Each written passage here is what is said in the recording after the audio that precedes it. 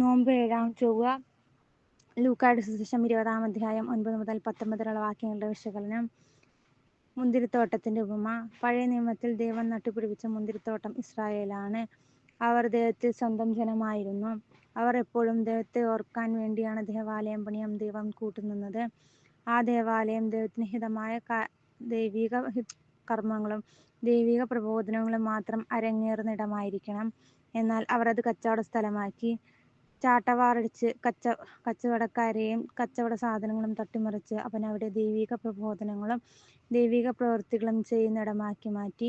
അനേകം പേർ അവനെ ശ്രവിക്കാനും സൗഖ്യം ലഭിക്കാനും അവൻ്റെ ചുറ്റും വന്നുകൂടി. അതിൽ കുപിതനായ ഫരിസേയർ എന്തധികാരത്തിലാണ് അവനിതൊക്കെ ചെയ്യുന്നത് എന്ന് എതിർപ്പായി അവനെ സമീപിച്ചു.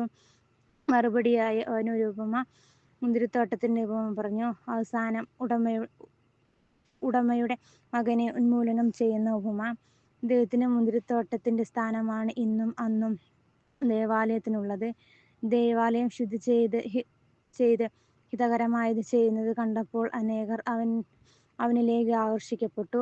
ചുരുക്കം ചിലർ എതിരാളികളായി. പക്ഷേ ഭൂരിപക്ഷത്തെ നിശബ്ദമാക്കാൻ മാത്രം സ്വാധീനം ആ ന്യൂനപക്ഷത്തിനുണ്ടായിരുന്നു. കണ്ണഞ്ചിപ്പിക്കുന്ന ശബ്ദകോലാഹലങ്ങളും ആകർഷകരമായ ദൃശ്യാവിഷ്കാരങ്ങളുമൊന്നുമില്ലാത്തതിനാൽ അതിൻ്റെ വളർച്ച പരിമിതമായ തോതിലായിരിക്കും.